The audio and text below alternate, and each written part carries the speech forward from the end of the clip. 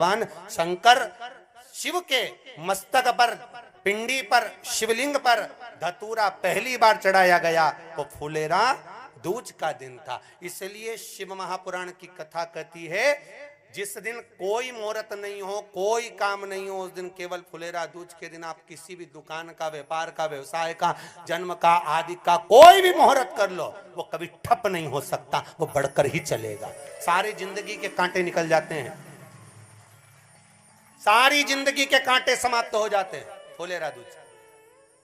कहते हैं दुनिया में सब दिन का दान, सब दिन का पुण्य समाप्त हो सकता है, और फुलेरा दूज का दान, पुण्य, सत्कर्म, भजन, कीर्तन, नाम स्मरण समाप्त नहीं होता। चक्कर आ जाते हो, अचानक गिर जाते हो, हापड़ी भराने लगती हो थोड़ा सा चलने पर, श्वास फूल जाती हो ज्यादा चढ़ने पर, उनके लिए विशेष है कि धतूरे की जड़ को, धतूरे का जो फल होता है उसकी जड़ महाराज निकाल कर, धोकर, उसको घिस कर शंकर भगवान पर उसका लेपन कर दीजिए।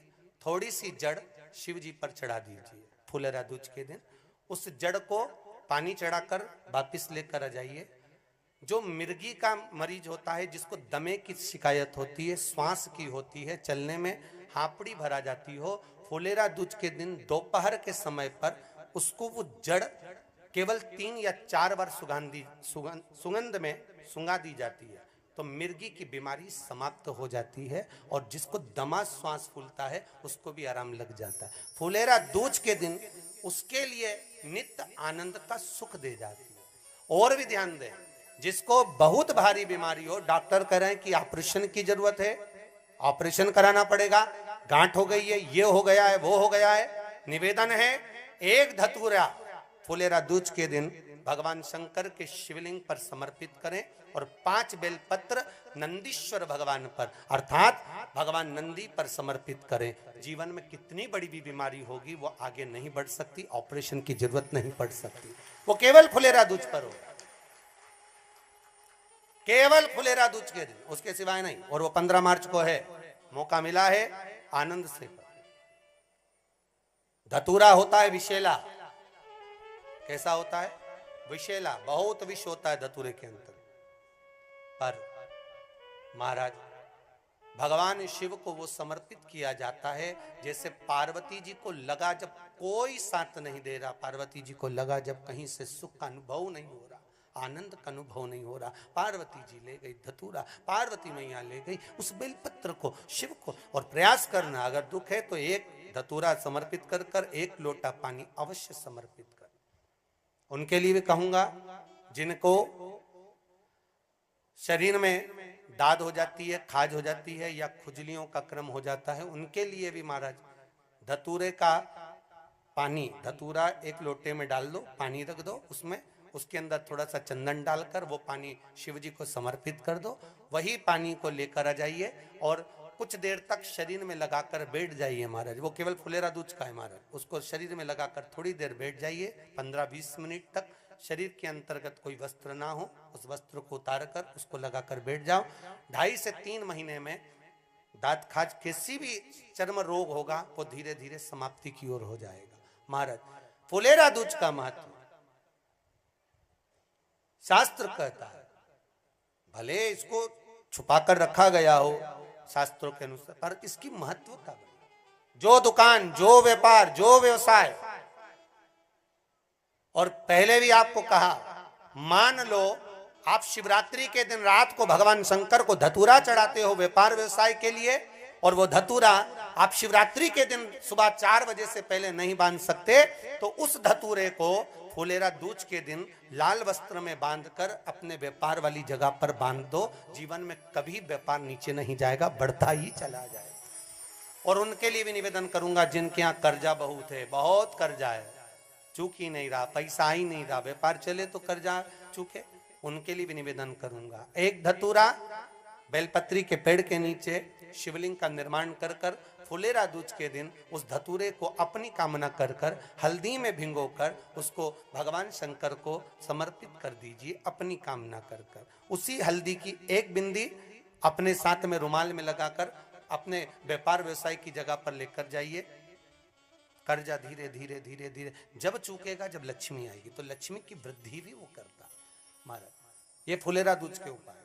जिस दिन मां जगज्जननी जगदम्बा अंबा स्वयं भगवान शंकर को मौन होकर देख कर विलापित होती हैं, नैनों से नीर बहता, शिव को हुआ क्या, शंकर को क्या हुआ है, योगरदानी को हुआ क्या।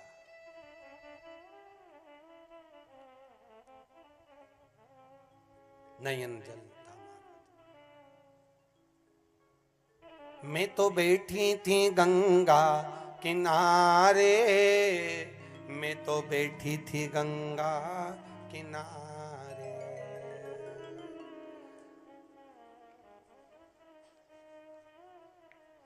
ऐसा धक्का दिया ओ भोलेनाथ, दिल तुझको दिया ओ भोलेनाथ। भगवान शिव ओगड़दानी, त्रिकालदर्शी, कैलाशी, अविनाशी, इस चित्तवृत्ति के मन की बात को धारण करने वाले।